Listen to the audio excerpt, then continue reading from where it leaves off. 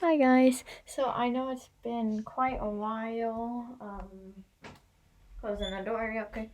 So I know it's been quite a while since I've ever posted my last gotcha video or art video. That's even longer, but sorry about that. It's just once school has started, I've gotten a lot more busy. So here I am with this. So this is totally a new setup that you've probably not seen before in my videos. Well, I know that. But yeah.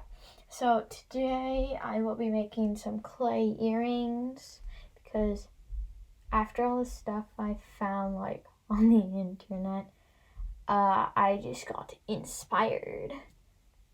And yeah. So since Halloween season is coming, I was gonna make some simple ghost earrings. Now this might take a few tries or whatever, but I've definitely made a lot more earrings. Anyways, let us get started. So what you will need is a knife. Yes, I know you really shouldn't use this type of knife. Sorry, it's a little blurry, and you should use probably an X-Acto knife, but I don't have that at the moment, but I might get some more tools once it reaches Christmas time. So I might even start a shop after Christmas. And once I do, I'll put the link in the description. And if I have 100% decided on a name, then I will tell you on whatever website I am using, or my own. So also with the knife, you will need oh my god. What I call it is just a shaper. Yay! My green shaper. And I'm using the tool part I'm going to use the most is this rounded edge. So yeah, put that here. Some black Sculpey Primo. It's already open, but the white not. So black Sculpey Primo. Primo for the eyes. And I would recommend Sculpey Primo instead of Sculpey 3 because Sculpey 3 is much more brittle and you just don't want your piece to break, especially when drilling a hole or just messing around with it. Last is the white clay that you'll use most for your ghost figure. So this is also Sculpey Primo, as you see. I get these small packs at a nearby art store, and it's not that hard, I guess. So yeah, let's just open this and get on to the video. Yeah. All right. ASMR time. I'm not really good at ASMR. What the heck?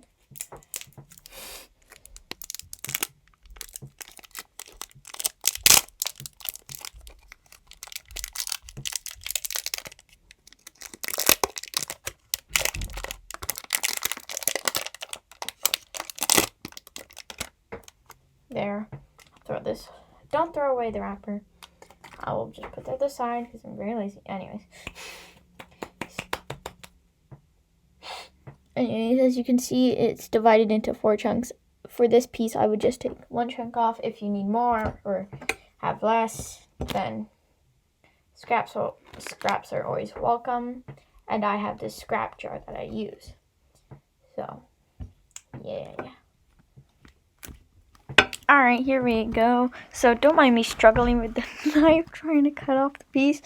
It's kind of hard at the angle because I have to put my computer in front of the thing and then just kind of stand up and do it. I like standing up, but so yeah, yay, I finally did it. So proud of myself. Put that over there. Alright, got it.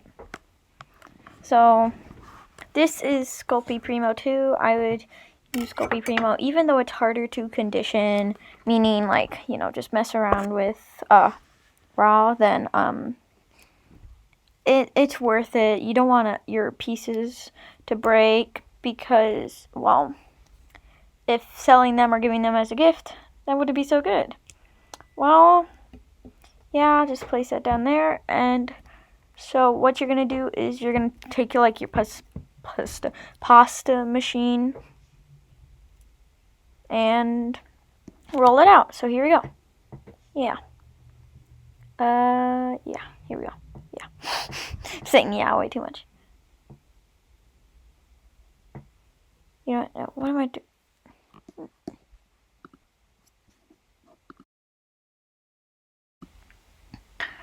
Alright, ignore the little cutoff there. I didn't mean that. But so I flattened out my clay with my pasta thingy machine. And so I'm going to take my smaller side, even though I said I would use the bigger side. Take the smaller side to draw it that goes in the clay. Took it fast because why not? So first you're going to draw like a rainbow or upside down U shape for the top, and then you're going to want to do it twice because you're making earrings, so you don't have, well, yeah, you get my point. Then you make 2 straight lines and then some bumps at the end. So I'm trying to measure with my fingers because I don't want yours to be like too big or too small. So you know how your fingers have like your little joints and whatnot.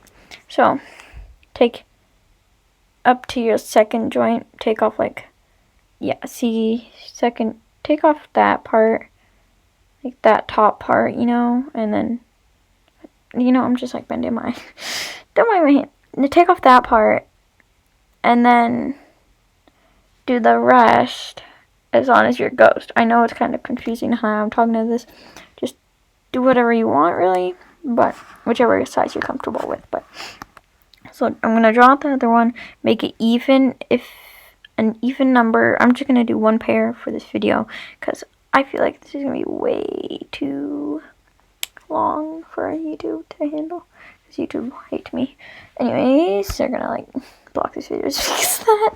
Okay, so here it is. It's kind of hard to see just because of the glare and the shadow and the lamp and all that stuff. So anyways, I'm gonna take off all the stuff. I'm gonna use my second roller, and I'm gonna call everything my roller. I'll also call it my smoother or shaper or whatnot. And, yeah, so there's the big side and the smaller side. I'm getting off camera. What am I doing? Anyways, here. So yeah, those are 2 sides. Take the smaller one and just kind of clear up all the stuff on it, like maybe extra clay pieces that kind of flew on, or yeah. So now that I have done that, what you're going to want to do is take the knife and cut it. So this is where I'm going to go silent real quick. Oh, rest my poor voice. Closing the door. So here you're going to take your knife, use a sharp edge, and yeah, so here we go. Silence.